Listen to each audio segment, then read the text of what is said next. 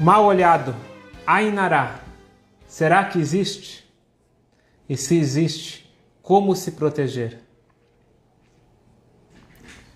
Interessante que semana passada alguém me ligou e perguntou: Rabino, onde eu posso comprar aquela pulseira, aquela fita vermelha?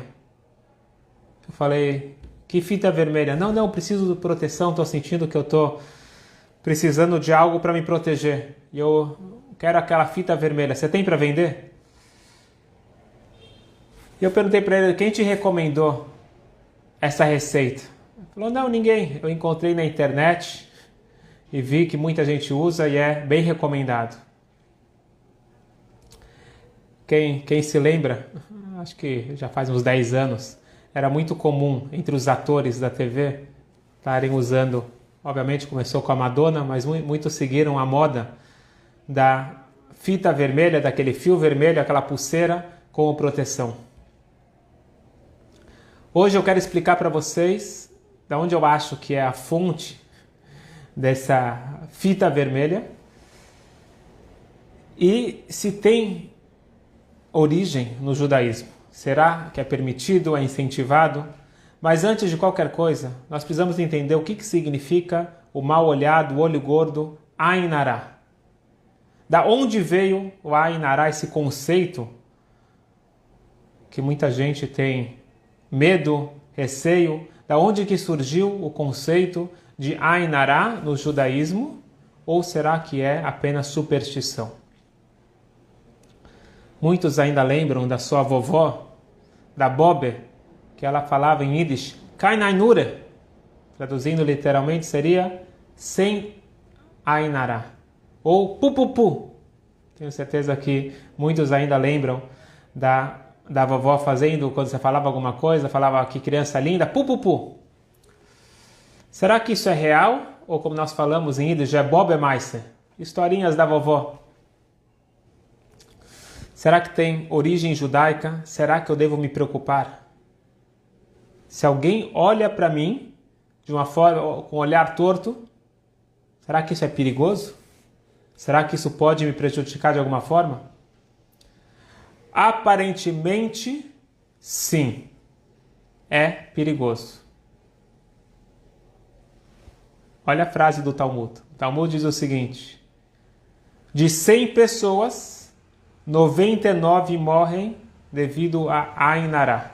Prestar atenção, 99% das mortes, de acordo com o Talmud, se deve ao fato de Ain Hara. Então, no judaísmo, nós vemos que Ain Hara, o olho gordo, o mal olhado, sim é algo real e algo que nós devemos tomar cuidado. Eu queria passar com vocês algumas fontes, alguns costumes judaicos que todos nós conhecemos e às vezes a gente não sabe que aquilo está acontecendo por Ain Hara. Exemplo simples. Na hora do Iskor, a gente pede para todo mundo que tem os pais vivos que, por favor, se retirem da sinagoga. Por quê? Ain Hara. Os que estão recitando o Iskor e estão lembrando do papai e da mamãe já falecidos, eles podem ficar olhando torto para aqueles que estão na sinagoga e, graças a Deus, têm ambos os pais vivos. Por isso, nós pedimos para aqueles que estão vivos se retirarem da sinagoga. A oração de Iskor não tem nenhum problema. Alguém que tem pai vivo ficar lá dentro. O problema é o Ain Hara das pessoas que têm os pais falecidos. Pega o Tanakh, a famosa história de Jacó e Yaakov, seus filhos, indo para o Egito para comprar comida com o vice-rei, que eles não sabiam ainda que era Yosef. O pai, Yaakov, o patriarca, ele chama os filhos, 10 filhos, e diz para eles o seguinte: me faz um favor, vocês vão chegar no Egito, vocês são de cor diferente, porte diferente, eles eram altos, bonitos, fortes, eu não quero que vocês chamem a atenção. Ain Hara. Eu quero que cada um entre por um portão diferente, para não chamar a atenção. Então a gente vê já que o patriarca Jacob estava preocupado com a Ainará, que podia ter efeito sobre os seus filhos. A lei judaica nos diz que na Torá, isso aqui se torna uma complicação para um bar mitzvah, você não pode chamar o pai e o filho um depois do outro na Torá. Nem se deve chamar dois irmãos um depois do outro na Torá. Por quê? A Ainará. Vamos ficar falando, essa família aí está com muito prestígio, está chamando os dois um depois do outro. Então nós temos uma preocupação com a Ainará na lei judaica. No casamento, na Chopá, no auge da alegria, se quebra o copo. Por que quebra o copo? Tem vários motivos, mas um dos motivos é que, imagina só toda aquela festa bonita, toda a cerimônia com tanta gente, de repente pode ter uma Ainará. Para cortar o mal pela raiz, quebra o copo e com isso nós quebramos a influência do Ainará. No caso específico do casamento, através de quebrar o copo. E tem aqueles que dizem também que a noiva, ela entra com véu, tem vários motivos normalmente, mas um dos motivos é justamente por esse, para não ficarem olhando para a cara dela e para não gerar a Ainará. Com certeza a noiva está bonita, está brilhando no dia do seu casamento, isso pode gerar uma inveja, pode gerar uma Ainará, então ela entra com o véu. Vocês estão percebendo que dentro do judaísmo nós tomamos muito cuidado. Aliás, essa é uma dica para ter sucesso. Tem uma frase no Talmud que diz o seguinte: Eina bracha metsuya ela bedavara samui minayin. A bracha ela só se encontra em algo oculto dos olhos, algo que não é visível. E por isso que dizem para você não ficar contando dinheiro.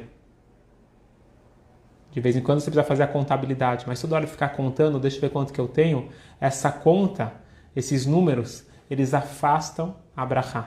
A bracha ela está justamente em algo oculto. Isso a gente aprende na diferença das primeiras tábuas e das segundas tábuas. Quando Deus no Sinai, ele deu as primeiras tábuas, foi uma festa, foi um estrondo, o mundo parou. É dito que o pássaro não piou, os rios pararam de correr, o mundo inteiro parou, está todo o povo lá na expectativa, Moshe sobe na montanha, lá vai seguido de Aron, dos anciões, foi todo um show. E as tábuas quebraram. Nas segundas tábuas, Deus ele orienta Moshe, esquece todo o show, eu com você aqui, e você desce, e não desce com as tábuas na mão, coloca dentro de uma arca, no Aron. E aí sim, as segundas tábuas elas são eternas. Isso ficou como regra dentro do judaísmo. E acho que é algo positivo que saiu dessa pandemia, para saber que a brachá vem em algo não tão grande. Você não coloca ênfase na ostentação, nos números. Era algo que os rabinos já falavam muito, de aprender a fazer festas menores. Eu acho que essa é uma das coisas positivas que nós vamos aprender agora, que é possível fazer festas menores e a brachá ela está justamente em algo sem muito barulho. É lógico que tem que comemorar, tem que ter pessoas, etc. Mas essa ostentação, esse barulho extra, isso é algo que afasta a brachá. Tem uma outra preocupação que nós temos já em Nará, que é contar. Nós não contamos pessoas. Não sei se vocês já perceberam, numa sinagoga, às vezes você quer ver se tem minyan, às vezes a pessoa fala 1, 2, 3, e o rabino fala, não faz isso. Nós nunca contamos pessoas.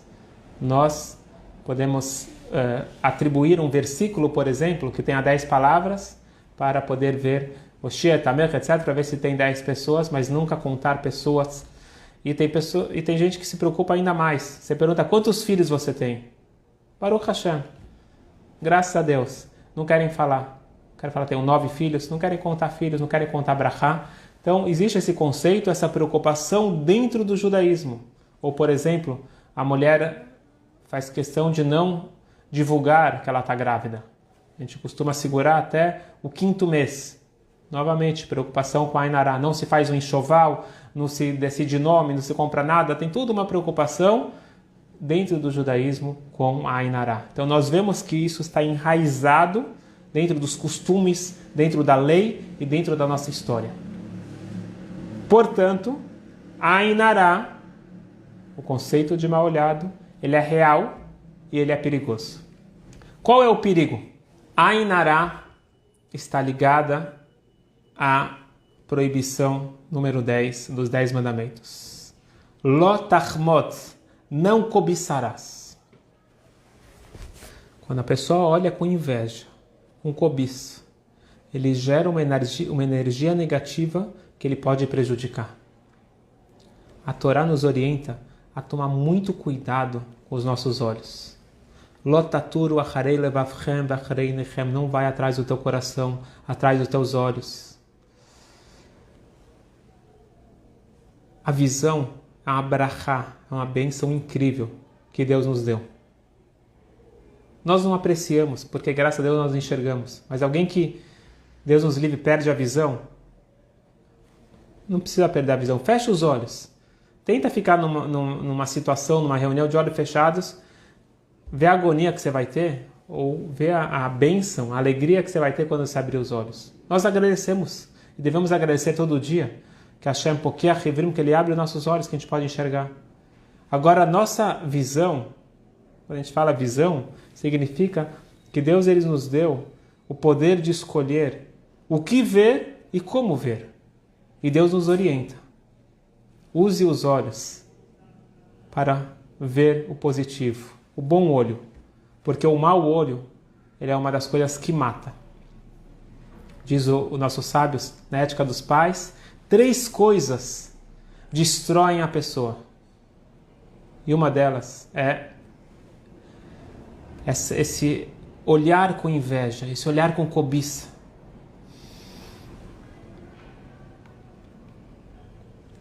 E na hora que uma pessoa ela tem um olhar torto para outra, ela bota Ainará, ela prejudica aquela pessoa. Vocês estão parando para entender? Eu sou prejudicado porque o outro está com inveja de mim. Mas o que eu tenho culpa?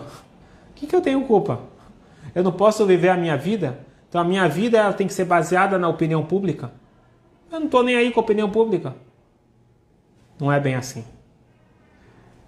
Vou explicar para vocês hoje 2 motivos. Por que o Ainará ele existe? Por que o Ainará ele é perigoso? E depois, calma que depois eu vou dar também as receitas, como se proteger do Ainará. Primeira explicação, qual que é o perigo do Ainará? Nós somos seres sociais. Nós não vivemos em isolamento. Por mais que a gente pode estar com distanciamento físico, as pessoas ficam sabendo da vida um do outro. E quando eu saio todo orgulhoso do meu Mercedes, e meu vizinho olha para mim, e ele fala, não é justo. Eu não estou entendendo, não é justo. Eu me esforço, eu faço todas as mitzvot, eu vou lá e trabalho, eu dou duro. Por que eu não posso ter um Mercedes também? Eu também quero. Eu também quero ter a casa igual de fulano. Por que só ele merece ter aquelas férias? Por que só ele merece ter esse relógio?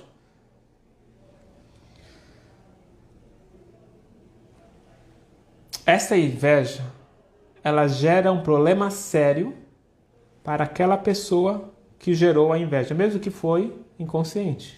Eu não tenho culpa nenhuma, mas isso é problemático para aquela pessoa. Como assim? Deus, ele é generoso. Deus, ele está sempre procurando julgar para o bem, tem compaixão. E ele não fica procurando problemas das pessoas. Ele não fica procurando os defeitos das pessoas. Quando eu falo Deus, eu estou falando do tribunal celestial, que ele é responsável pelo julgamento de cada ser humano. Mas, quando alguém levanta um certo questionamento sobre certa pessoa, como pode ser que fulano merece tal coisa e eu não? Naquela hora puxam a ficha do fulano e vão analisar a ficha dele. E na hora que analisam a ficha dele, se ele realmente não merece aquilo, ele pode perder. Então não é o problema do Ain Hara, não é o problema do olho gordo, do mal olhado que prejudica. O mal olhado, ele gera um questionamento sobre a pessoa e quando há uma avaliação, se a pessoa não passa pelo teste, então ele acaba sendo prejudicado. E na realidade não tem problema nenhum eu desfrutar de algo que eu adquiri com meu esforço.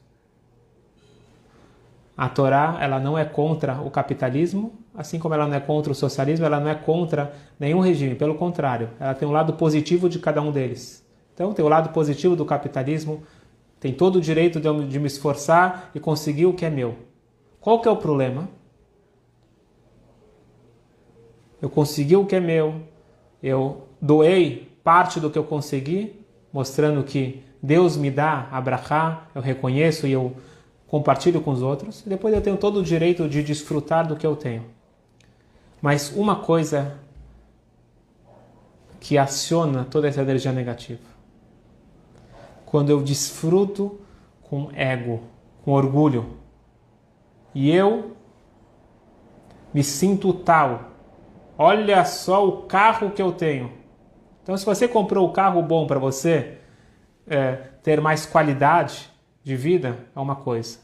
Agora, se você comprou algo para ostentar e você fica mostrando eu sou melhor porque eu tenho tal coisa, isso é problemático. E este elemento do ego, ele gera um espaço onde que a energia negativa ela pode penetrar. E a questão é a seguinte, uma vez o quarto Rebbe de Lubavitch, o Rebbe Maharash, ele foi procurado por discípulos, que eram seus discípulos, que estavam com dificuldade financeira. Eles montaram um certo grupo e eles queriam comprar terras para cultivar e para poder gerar renda para a família. Eles tiveram uma boa ideia, queriam trabalhar, eles precisavam de um capital. Então eles foram procurar os outros Hassidim, os outros discípulos que tinham, graças a Deus, uma boa condição. Falaram, vocês poderiam emprestar um capital para a gente começar esse negócio e poder gerar renda para a nossa família? E aqueles que, graças a Deus, tinham mais dinheiro, mas eles não tinham assim dinheiro de sobra, eles estavam preocupados que eles vão agora emprestar, mas depois eles não vão reaver o dinheiro. Eles meio que relutaram para emprestar. Esses Hassidim, eles falando, como pode ser? É uma das mitzvot mais importantes da Torá, acima inclusive da tzedakah, é o empréstimo. Você poder ajudar alguém a ganhar o seu ganha-pão com dignidade, às vezes é mais nobre do que você dar a esmola. E eles foram falar com o Rebbe. Rebbe, a gente está tentando, fazendo nosso esforço, a gente precisa de dinheiro para começar, a gente pediu para os nossos colegas e eles desconversaram, não estão querendo emprestar. O Rebbe falou, reunião de urgência, chama todos os Hassidim, todos os discípulos aqui. O Rebbe falou o seguinte, prestem atenção, isso é muito importante. Está escrito nos Salmos, Tfilah le'ani ki ya'atov. A oração do pobre, ela tem um efeito incrível. Qual que é a oração do pobre? Disse o Rebbe Maharash, que os pobres eles fazem a seguinte reza. Deus, eu sei que é importante existir pobres e ricos. Isso quem estudou um pouquinho do pensamento judaico, ele sabe que o mundo ele é construído através da troca. Existe aquele que dá e aquele que recebe. Eu não estou falando só em dinheiro, em vários sentidos. Aquele que passa conhecimento, aquele que passa inspiração, ele compartilha algo que ele sabe. O mundo, ele, como nós falamos na semana passada, ele depende desse entrosamento. As pessoas precisam viver em grupo, as pessoas precisam viver interdependentes. Então precisa ter o rico e precisa ter o pobre. Mas o pobre fala para Deus, Deus, você está certíssimo, tem que ter o rico e tem que ter o pobre. Mas por que eu sou o pobre e ele é o rico? Vamos inverter. Eu vou virar o rico e ele vira o pobre e vai continuar existindo ricos e pobres. De Surah Marash, essa reza, ela é forte. Essa reza, ela é potente. E Deus, ele vai examinar e ver se o rico está cumprindo o papel dele. Qual que é o papel do rico? O papel do rico é ser gerente de algo que não é dele. Tudo é de Deus. Mas Deus, ele dá para algumas pessoas a mais porque ele confia nessas pessoas. Que eles vão saber gerenciar, vão saber administrar bem o dinheiro e aplicar nas causas nobres. Mas na hora que o pobre ele fala, Deus, vamos inverter os papéis, Deus ele vai olhar com calma lá nos papéis, as fichas, e isso pode dar ruim, como dizem os cariocas. E esta é a primeira explicação da força do Ain Hara. Na hora que você bota o mal olhado, você faz com que aquela pessoa seja examinada. Então aqui só, antes de passar para a segunda explicação, para a gente ver como que nós temos que tomar cuidado com nossos olhos. Então, tem muita gente que está preocupado em ser afetado pelo Ain Hara. A gente tem que se preocupar também em não prejudicar o próximo. A gente pode prejudicar o próximo com a nossa cobiça. Não vai adiantar nada eu ficar olhando o que o outro tem. Isso vai prejudicar a mim e vai prejudicar ele. Então eu tenho que parar e pensar 2 vezes antes de ficar olhando para o lado. Como que nós falamos também semana passada, da importância de não olhar para aquilo que não é nosso, não querer aquilo que não é nosso, porque aquilo não é nosso, porque não é para ser. E não vai adiantar nada ficar olhando. Mas agora, eu quero chegar na segunda explicação, que sempre é a nossa ideia se aprofundar mais e ver como que a Kabbalah ela explica o poder do Ain Hara.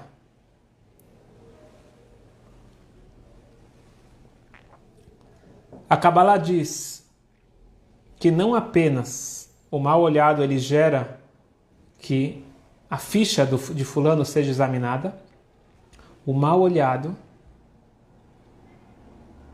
ele gera uma energia negativa.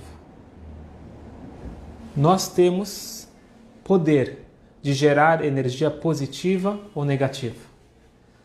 O nosso pensamento, ele é fortíssimo. O nosso olhar, ele é incrível. O Rebbe anterior, ele fala para você fazer um teste simples. Eu acredito que todo mundo já passou por isso. Quando você está pensando muito em alguém, você está olhando para alguém, aquela pessoa está de costas para você. Você fixa o teu olhar naquela pessoa. Já perceberam que aquela pessoa, de repente, ela vira para você? Ela sente. Você vê aqui,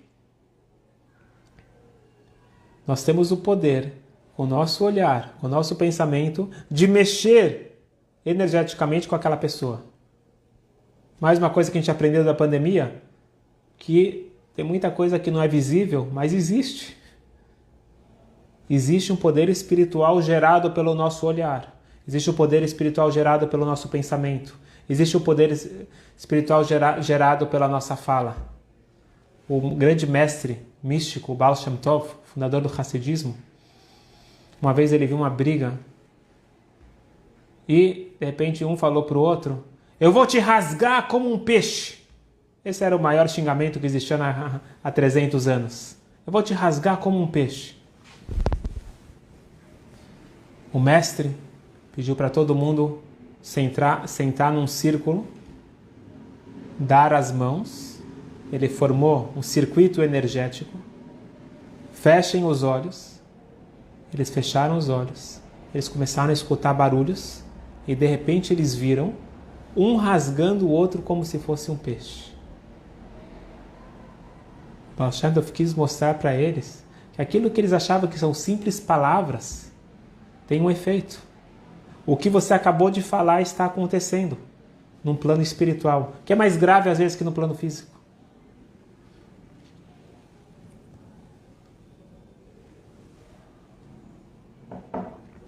As nossas palavras são poderosas. O nosso pensamento, ele é poderoso. E o nosso olhar, ele tem o poder de influenciar para o bem ou para o mal.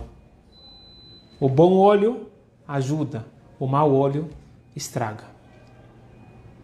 Então o olho, não estou falando do olho físico, o poder da visão é igual a uma faca.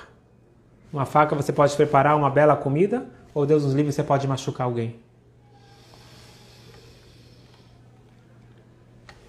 Resumindo, temos dois motivos, duas explicações da força do Ainará. Um é que gera análise meticulosa da ficha individual, isso pode ser problemático. Dois, gera uma energia negativa que acaba influenciando aquela pessoa e traz mal para o mundo. Devemos nos proteger. Fato. Como se proteger? Alguém tem alguma dica? Podem colocar nos comentários se alguém tem alguma. Temos aqui mais de 100 pessoas. Vamos ver se alguém tem alguma dica prática. Como se proteger do Ainará.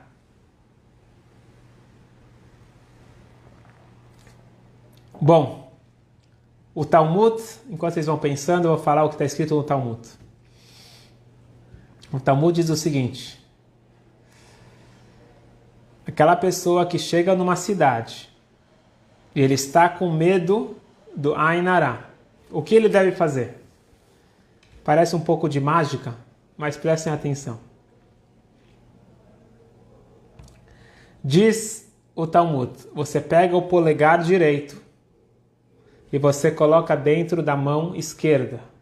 Aí você pega o polegar esquerdo e coloca dentro da mão direita. Prestaram atenção? O polegar direito dentro da mão esquerda, o polegar esquerdo da mão direita. E você fala o seguinte, a expressão lá no Talmud é em aramaico, eu já vou traduzir para o português. Eu sou fulano, filho de fulano. Você fala o seu nome judaico, o nome do seu pai. Descendente de Yosef. Eu sou descendente de José. Mesmo que você não é descendente direto de José, porque tem várias tribos. Você fala isso, sou descendente de José, de Yosef, sobre quem não recai o mal olhado. Ainabisha, o mal olhado, em aramaico. Quem foi Yosef? Yosef é um dos personagens mais incríveis do Tanakh. Pelo menos eu sou fã de Yosef. Yosef, ele é o homem de sucesso, o homem que consegue, não diria o impossível, mas quase o impossível. E, devido a tudo isso, um homem que saiu de escravo para se tornar o vice-rei, ele era frequentemente vítima de Ainará, de mal olhado. E a vida inteira dele, ele sofreu de Ainará. Os irmãos queriam literalmente rasgar ele como um peixe. Queriam matar ele. Acabaram vendendo ele como escravo. Ele chega no Egito, ele vai para a casa de Potifar. Ele é vendido como escravo. A esposa de Potifar dá em cima dele. Ainará. E ele teve o autocontrole. E não tocou naquilo que não lhe pertencia. Mesmo que toda a cena estava montada, estava tudo pronto, ele podia pecar, ele não tocou naquilo que não lhe pertencia. Ele não invejou a mulher do outro. E com isso ele recebeu a bênção que ninguém possa ter inveja da vida dele. Ele recebeu a brachá incrível para não ser afetado pelo mal olhado. Esse foi Yosef. Tem opiniões que dizem também que ele recebeu essa brachá quando jovem ainda, quando que ele protegeu a mãe dele do cunhado perverso Esav olhar para ela. Mas, de qualquer forma, a gente vê que ele, Yosef, ele fez por merecer essa brachá. O Talmud, ele conta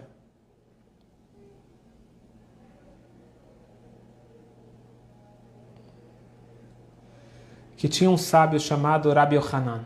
Rabbi Yochanan, ele era uma pessoa linda. Tem várias histórias em relação à beleza dele. Rabbi Yochanan era uma pessoa linda. Fisicamente e, obviamente, também espiritualmente. E ele ficava na frente da mikveh, A gente sabe que as mulheres, quando elas saem da mikve, é muito importante que elas vejam algo puro, porque é dito que o que você pensa durante a relação vai determinar o DNA, as características do filho. Então ele fazia um esforço para sentar toda noite lá na frente da mikve. Ele não tinha problema, isso não é recomendado para os homens em geral, mas ele era um tzadik, um justo, ele não tinha outros pensamentos perversos, ele tinha pervertidos, ele tinha uma mente pura, ele era um tzadik, ele queria ajudar que nascessem gerações de pessoas igual a ele, pessoas de uma estatura espiritual enorme. E ele ficava lá em praça pública esperando as mulheres saírem da mikve para olhar a face dele e pensarem numa face santa durante a relação. Perguntaram para ele, Rabbi Yochanan, você não tem medo de Ain Hara? Você não tem medo de tanta exposição pública? Responde Rabbi Yochanan, Aná, eu sou descendente de Yosef, que sobre mim não recai o Ain Hara. O que significa tudo isso? Você coloca o polegar dentro da mão, você fala, eu sou descendente de Yosef, pronto, está resolvido. Tenho certeza que muita gente aí já anotou isso e acha que está resolvido. Quem já está nos acompanhando há um tempo, sabe que as coisas não são tão rápidas assim. Existe o caminho curto e longo, caminho longo e curto, como a gente está estudando no curso de Tânia. O que significa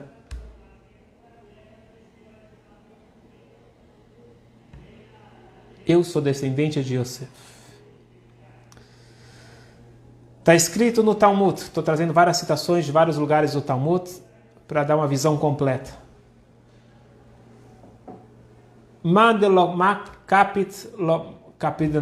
Aquela pessoa que não se importa, aquela pessoa que não acredita nessas coisas. Que coisas? Ain Hara. Ele não está preocupado com isso. Ele não vai ser prejudicado. Assim fala o Talmud. Outra passagem do Talmud. Aquela pessoa que não dá bola para isso, ele não é afetado.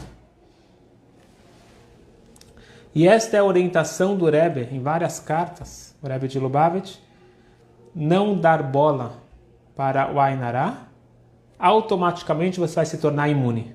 Não fica dando tamanha atenção. Às vezes a gente fica muito focado. O que os outros estão falando, estão pensando, etc. Isso pode ser prejudicial, isso pode acabar atraindo esse Ain Hara. Calma. A gente acabou de falar várias fontes, que é a realidade, que é perigoso, que sim pode prejudicar. Então eu só não acredito. Então imagina que você vai num lugar perigoso e fala, eu não acredito em crime. Então nada vai me acontecer. A gente sabe que aquela pessoa que não tem medo de cachorro tem menos chance de ser mordido por um cachorro. Mas isso daqui funciona em todos os casos? Qual que era o segredo de Yosef? A gente precisa analisar, vamos se aprofundar um pouquinho mais. Não vamos pegar as coisas muito superficiais, vamos se aprofundar. Qual que era o segredo de Yosef? Yosef, ele era o vice-rei do Egito. Egito era a potência mundial. Egito era o máximo. Yosef, ele era o vice, quer dizer que ele era o segundo homem mais importante do mundo. O Egito também era o lugar mais corrompido moralmente, eticamente, do mundo. Era um lugar baixo. Yosef, ele era um homem lindo. É dito que as moças ficavam andando, assim que está escrito, andavam em cima do muro para ficar vendo Yosef. Ele era um homem forte, inteligente. Como ele não foi afetado por tudo isso? Ele era o homem que tinha o prestígio, ele tinha dinheiro, ele tinha honra, tinha tudo. Como que ele não foi afetado pelo Ain Hara? Prestem bem atenção. Yosef escolheu não ser afetado. Foi uma escolha dele. E nós vamos ver que pode ser uma escolha de cada um de nós. Yosef, apesar de ser o homem mais importante, ele tinha tudo que ele queria. ele nunca se interessou pelos prazeres materiais, por essa vida de luxo, essa vida da busca dos prazeres. Yosef Atzadik, ele recebe o título de Yosef Atzadik, Yosef o justo. Os outros não eram justos? Não igual Yosef. Os irmãos de Yosef também eram justos. Mas ser justo no campo, sendo pastor, onde você só vê ovelha, é fácil.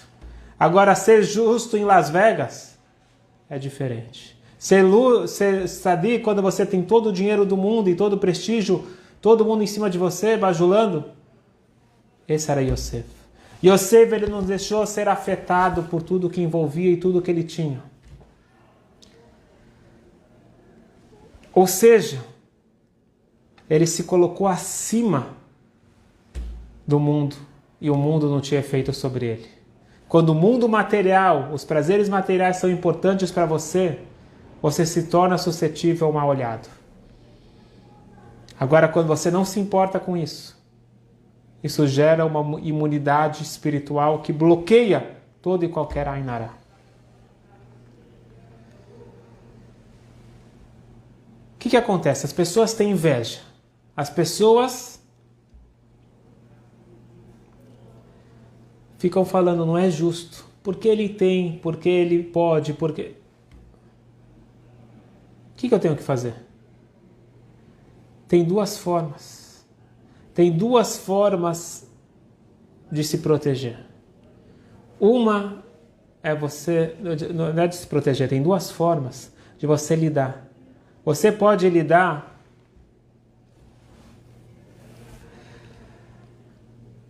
eu tenho, eu mereço, eu fiz por onde, é meu, não estou roubando de ninguém, eu faço o que eu bem quero com a minha vida. Essa é uma forma. E essa forma é alguém que se torna suscetível para o mal olhado. Outra forma é eu tenho o que Deus me deu, eu sou muito grato e eu não vou deixar o ego inflar. Eu não vou me sentir orgulhoso e melhor do que ninguém. Não é porque eu consegui ter um carro melhor que eu sou melhor do que o outro. Quem disse? Quem disse que isso daqui mostra que eu sou superior? Às vezes muito pelo contrário. Eu tenho que agradecer e sentir cada vez mais humilde. Então se eu digo, eu sou descendente de Yosef e me comporto como um descendente de Yosef, eu estou blindado, eu estou protegido. Aliás, eu acho que essa é a origem, se eu não estou enganado, do pupupu. Da onde surgiu o pupupu? Pupupu é quando alguém mostrava para a vovó algo maravilhoso. Imagina, você traz uma criança toda bonitinha, as pessoas fazem questão de deixar aquela criança impecável. Vem a vovó e fala, pupupu, não está tão bonito assim. Por quê? Não dá tanta importância. Não coloca tanta importância, não tem que estar todo bonitinho, o cabelinho. Não dá tanta importância para essa beleza externa. Vamos trabalhar. É lógico que tem que estar bem arrumado, mas o mais importante é o caráter, o mais importante é a essência. No momento que você dá muita importância para a roupa, você vê uma criança impecável, toda combinada, a meia combinando com a calça. Antigamente o que eles faziam? Eles colocavam uma roupa vermelha, não o fio vermelho, uma roupa vermelha para destoar, para não chamar tanta atenção. Então nós temos, quem sabe a máscara hoje em dia ajuda a afastar o Ainará, mas de qualquer forma a ideia é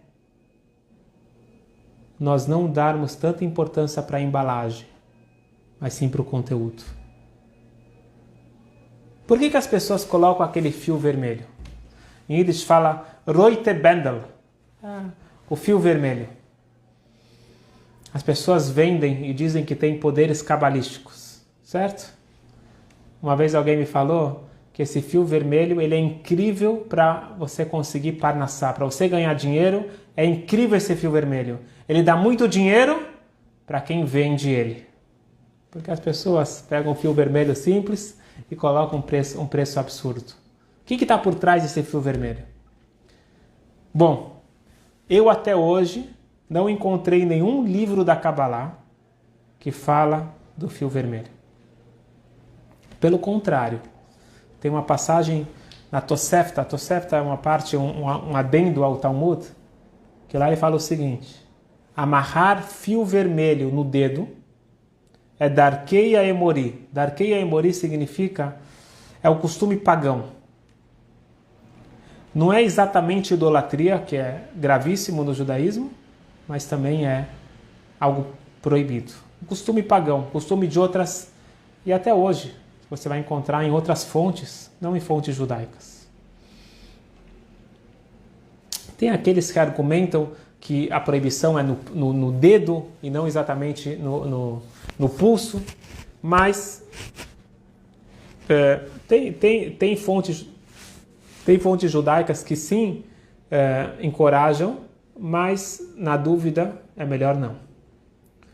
Uma vez, numa audiência particular com o Rebbe, alguém perguntou para o Rebbe sobre isso, e o Rebbe não quis responder, não quis entrar nesse assunto, e a pessoa insistiu, até que o Rebbe falou: toma cuidado para não se envolver com Darkei Emori, com costumes pagãos. Então, já ficou claro que não é algo indicado. Tem no túmulo de Rachel, que eles passam esse fio vermelho em torno do túmulo de Rachel, Kever Rachel, e dizem que lá tem algo de brachá. Eu acho que talvez aquilo seja algo um pouco diferente. Não estou falando para usar, mas talvez não é algo proibido, porque eles trazem lá de fontes de rabinos, etc. Mas, em geral, pegar fio vermelho, amarrar, etc., isso que se tornou famoso na mídia, isso não é algo indicado. A roupa vermelha, nós já falamos que tem fonte, mas não o fio, não o cordão, não a pulseira, etc. Mas eu escutei de um rabino, ele falou algo que é muito interessante e me fez pensar. Ele falou que existe sim uma fonte para fio vermelho na Torá. Vou dar 30 segundos, vamos ver se alguém sabe onde está na Torá fio vermelho.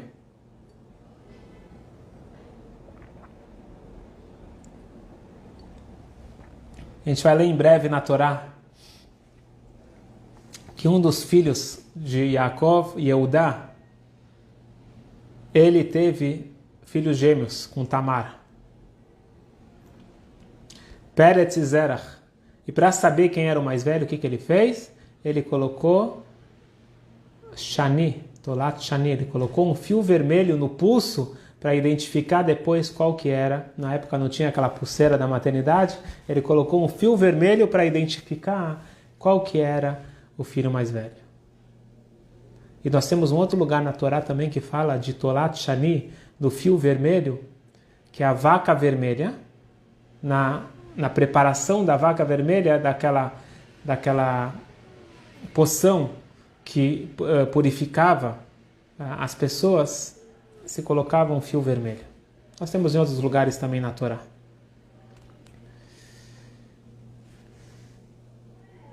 Fio no dedo, antigamente que não existia celular, alarme, papel, etc. Como eles lembravam de alguma coisa? Então eles amarravam um fio, até hoje tem gente que faz isso, amarra um fio no dedo para poder lembrar que tem um compromisso. O fio vermelho, ele é um lembrete de quem nós somos. Por que o fio vermelho? Na vaca vermelha que nós comentamos, como que é chamado? Tolat Shani. É o verme vermelho. Por que é usado esse nome de verme? Para lembrar qual que é o fim de todos nós. Aquela pessoa que está naquele carro, naquela casa, e ele tem aquele status, aquela honra, e ele se acha o máximo. Vem o fio vermelho e lembra, Tolat, vermes. Vermes é o fim de todos nós. Todos nós vamos ter o mesmo espaço na terra e o mesmo destino. Não se acha o tal. Você quer se livrar do Ainará?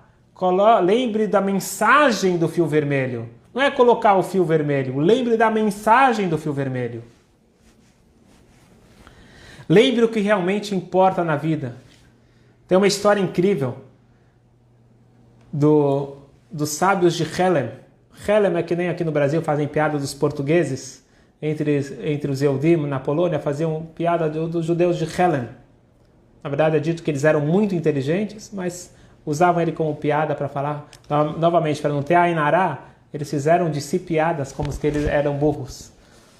E contam então que um sábio, um senhor de Helem, ele estava muito preocupado. Ele foi buscar o conselho do rabino. Falou: rabino, eu estou ficando velho. E eu estou com medo de amnésia. Estou com medo de esquecer quem sou eu. O que eu faço? O rabino falou: coloca um fio vermelho no dedão do seu pé e pronto. Quando você ficar com dúvida, você olha para o fio vermelho e você vai lembrar quem você é. Ele ficou super agradecido, colocou o fio vermelho. Era uma sexta-feira, ele foi para a casa de banho. As pessoas não tinham banheiro em casa. Então elas iam para a casa de banho, para mikve.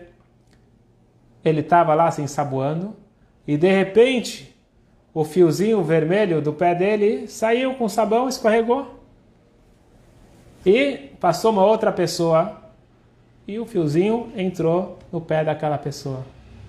Aquele homem acabou o banho e de repente ele vê que ele está sem o fio vermelho. Ele começa a olhar para o lado, ele vê que tem o fio vermelho no dedão de alguém. Ele chega para essa pessoa e ele fala o seguinte: desculpa, me fala uma coisa. Eu sei quem você é. Você pode me falar quem sou eu? Essa história tem uma mensagem profunda, mas para o nosso caso é o seguinte: o fio vermelho, ele sempre serviu como um lembrete de quem nós somos e quais são os nossos valores na vida. Será que é casa? Será que é roupa? Será que é bens materiais? Não é isso que importa na vida. E a pandemia nos mostrou isso. Saúde, família, amigos, saber ajudar o próximo, saber compartilhar, a capacidade de fazer algo maior, fazer as mitzvot, estar em sintonia com a nossa missão de vida. Quando eu vivo nesse platô, eu me torno imune aos invejosos. Quem tem inveja está no nível baixo e não vai me atingir. E com isso eu finalizo com uma com um dito, que é o lema da vida de um Hassid e tem que ser o lema da vida de cada um de nós. O Rebbe Maharash, ele disse uma frase, ele disse uma vez, só que o Rebbe tornou isso um lema de vida. O mundo diz que nós tentamos ir pelo caminho convencional. Tentamos ir por baixo. Se não der certo por baixo, a gente tenta por cima. Eu digo, disse o Rebbe Maharash, Melechatchila Ariber. Desde o princípio vai por cima. O que disse o Rebbe? Você tem duas formas de lidar com os obstáculos na vida. Uma opção é você ficar lidando de frente com os problemas, com as coisas, ficar lidando no mesmo nível. Então você fica contra-argumentando. Outra forma é totalmente diferente. Melechatchila Ariber, você se eleva desde o princípio. Você vê que com pessoas invejosas, se você for lidar com eles no mesmo nível, não vai surtir efeito. E você pode ser prejudicado. Mas se você se torna mais elevado, se você se coloca num lugar onde as coisas espirituais são importantes, você está protegido. Não sei se esta é a origem do fio vermelho, mas sem dúvida é a mensagem para que todos nós nos lembremos. É um lembrete do que é importante da vida. Quais são os valores? E de sermos humildes. E você não precisa usar o fio vermelho. Como eu sempre digo, pare de buscar atalhos. Então você acha que você foi lá na Amazon, no eBay, comprou um fio vermelho, pronto, agora eu estou protegido, posso fazer o que eu bem quero da minha vida. Nós não devemos buscar atalhos. Nós precisamos percorrer o caminho. E nós vamos, se Deus quiser, atingir. A verdadeira brachá, ela vem com esforço. O fio pode nos lembrar, mas cabe a nós fazer a nossa parte, fazer as mitzvot. Não tem dúvida nenhuma que a Torá é a nossa maior proteção. E especialmente agora, na pandemia, nós precisamos lembrar dessa mensagem. É dito que a maior epidemia que assolou os 24 mil alunos de Rabi Akiva se deu por Ain Hara. Eles chegaram no número incrível de 24 mil. E eles eram pessoas incríveis. As pequenas falhas, de repente, se tornaram grandes devido a Ain Hara. Nós também precisamos aumentar a nossa imunidade espiritual, que vai com certeza também nos proteger fisicamente. Aliás, uma das coisas que é muito importante para a nossa imunidade como um todo, porque a nossa saúde ela não é isolada, a saúde física. A saúde física ela tem que estar atrelada à saúde emocional, mental e espiritual. Uma das coisas que nos protege muito é a alimentação kasher. Então, já tem muita gente me pedindo faz tempo e, se Deus quiser, vamos agora começar, se Deus quiser, na semana que vem, 3 aulas, um curso sobre a importância da nossa alimentação. Dizem que você é o que você come, mas eu digo que você come o que você é. Algo para se pensar. É isso que nós vamos analisar juntos, se Deus quiser. Nas próximas semanas vamos começar um curso, vai passar também live, mas quem se inscrever no curso, curso 100% gratuito, vai receber o material de apoio e vai conseguir se aprofundar um pouco mais num desses pilares do judaísmo. Vou mandar o link e todos vão poder se inscrever, se Deus quiser, em breve. Então nós possamos ter muita saúde, só coisas boas. Tem aqui uma pergunta importante. Alguém perguntou do Hamsa. Então vamos só finalizar com isso. Será que o Hamsa é judaico? O Hamsa é aquela mãozinha que está escrito algumas coisas, algumas letras dentro? Hamsa não tem problema nenhum usar como enfeite. Problema nenhum. Aliás, é uma segulá, é uma receita antiga contra ou como proteção para o Ain Hara. Porque Ain ele tem o valor numérico de 130 e o Hamsa 5 é 5 vezes o nome de Deus mais forte, Yud Kei Vav Kei, o tetagrama, que tem o valor numérico de 26. Não vamos entrar nos detalhes, mas 26 é a compaixão divina vezes 5. Então não tem problema nenhum você ter o Hamsa na sua casa. Mas novamente, é bom, mas não é suficiente. É apenas mais um atalho.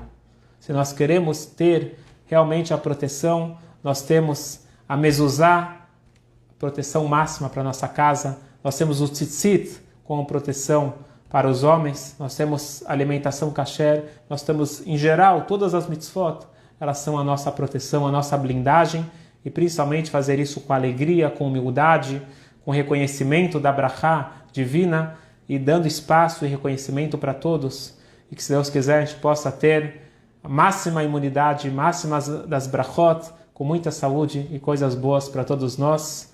Uma boa noite e até a semana que vem, se Deus quiser.